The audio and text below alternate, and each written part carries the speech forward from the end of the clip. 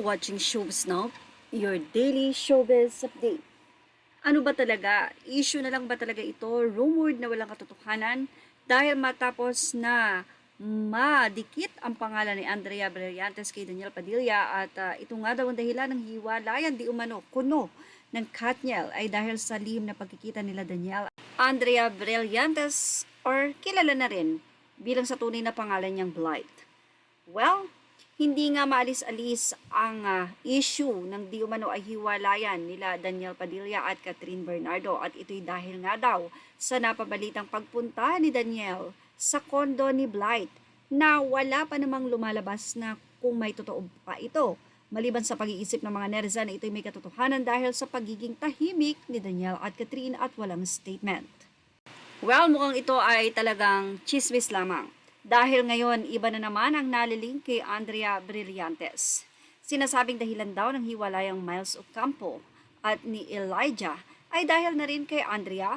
Anyway, si Andrea at itong si Elijah ay magkasama sa isang serye. Mula nga sa naging artikulo ng balita.net.ph, hot topic ni na Christy Fermin at Romel Chica sa programang Christy Fermin nitong Martes, Nobyembre 28, ang pagkakadawit kay kapamilya star Andrea Brillantes or Blight sa hiwalayang Elijah Canlas at Miles Ocampo na ito ay kinumpirma na nga rin ni Elijah. Matatandang inamin mismo ng senior high star na si Elijah sa panayam ng ABS-CBN News na wala na sila ni Miles. Hindi na nagbigay na anumang detalye ang award-winning actor hinggil sa dahilan ng kanilang breakup. At sa inga ni Christy, may ilang sinisisi raw. At isa na dito si Blight dahil sa hiwalayan. Nakakaawa na nga raw itong si Andrea. Say naman ni Romel dahil porkit napapabalitang in-unfollow ni Miles si Andrea dahil sa issue kay Catherine ay idinidikit naman daw ang aktres sa kanila ni Elijah. Magkasama sina Andrea at Elijah na nabanggit na serye na umeere sa primetime bida. Nakakaawa raw si Andrea ayon naman kay Christy dahil wala namang resibo o patunay na makapagsasabing siya talagang dahilan ng pagkasira umano ng relasyong Catherine Bernardo at Daniel Padilla. Masyado siyang paborito, di ba? Say pa ni Christy. Kawawa naman si Andeng, wag naman po. Pero in fairness, kakaganito raw kay Andrea ay lalo raw lumalakas ang appeal at kaseksihan o kasikatan nito.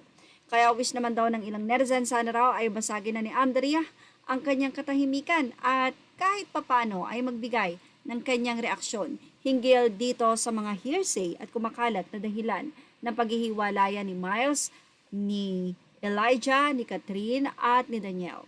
Well, ano masasabi niyo about dito? Ilagay na ang inyong opinion sa ating comment section. Images are all credit to the rightful owners and thank you for watching Showbiz Now.